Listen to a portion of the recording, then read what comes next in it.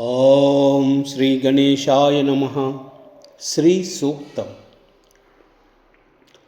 ओम हिरण्यवर्णां हरिणीं सुवर्णरजतस्रजां चन्द्रां हिरण्मयीं लक्ष्मीं जातवेदो महावः तां महावः जातवेदो लक्ष्मी अनपगामिनीं यस्यां हिरण्यं विन्देहं गामश्वं पुरुषानहम् अश्वपूर्वां रथमध्याम् अस्तिनादप्रबोधिनीं श्रियं देवी उपह्वये श्रीर्मा देवीर्जुषतां कांसोऽस्मितां हिरण्यप्राकारमार्द्रां ज्वलन्ती तृप्तां तर्पयन्ती पद्मे स्थितां पद्मवर्णां त्वामिवोपह्वये श्रियम्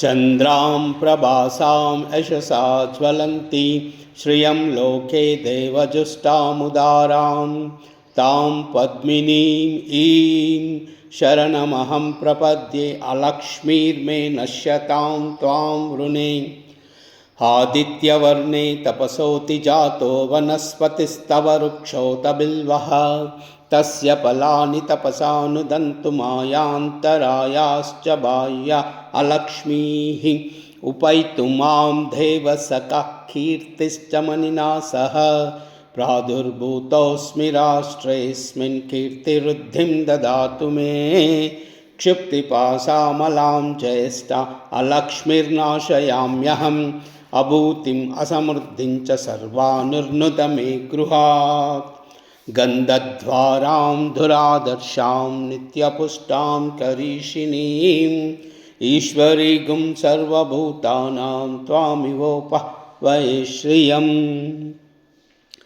मनसः काम आकूतिं वाचः सत्यमसीमयि पशूनां रूपमन्यस्य मयि श्रीशयतां यशः कर्धमेन प्रजा भूता मयि सम्भव कर्धमा श्रियं वासय मे कुले मातरं पद्ममालिनीम् आपः सृजन्तु स्निग्धानि चिक्रीतवस मे गृहे निच देवीं मातरं श्रियं वासय मे कुले आर्द्रां पुष्करिणीं पुष्टिं पिङ्गलां पद्ममालिनीं चन्द्रां हिरण्मयीं लक्ष्मीं जातवेदो महावः आर्द्रां यःखरिणीं यष्टिं सुवर्णां हेममालिनीं सूर्यां हिरण्मयीं लक्ष्मीं जातवेदो महावः तां महावः जातवेदो लक्ष्मी अनपगामिनीं यस्यां हिरण्यं प्रभूतं गावो दास्योऽस्वान् विन्देहं पुरुषानहम् ॐ श्रीं ह्रीं श्रीं कमले कमलालये प्रसीद प्रसीद श्रीं ह्रीं श्रीं ॐ श्री महालक्ष्मीदेव्यै नमः। ॐ श्रीं ह्रीं श्रीं कमले कमलालये प्रसीद प्रसीद श्रीं ह्रीं श्रीं ॐ श्री महालक्ष्मीदेव्यै नमः। ॐ श्रीं ह्रीं श्रीं कमले कमलालये प्रसीद प्रसीद श्रीं ह्रीं श्रीं ॐ श्री महालक्ष्मीदेव्यै नमः। लक्ष्मीं क्षीरसमुद्रराजतनयां श्रीरङ्गदामेश्वरी दासीभूतसमस्तदेववनितां लोकैकदीपाङ्कुरां श्रीमन्मन्दकटाक्षलब्धविभव ब्रह्मेन्द्रगङ्गाधरां त्वां त्रैलोक्यकुटुम्बिनीं सरसिजां वन्दे मुकुन्दप्रियाम्। ॐ नमो नारायणाय।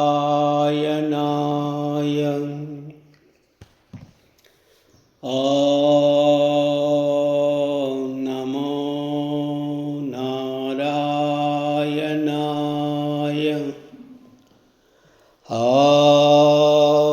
नमो नारायणाय।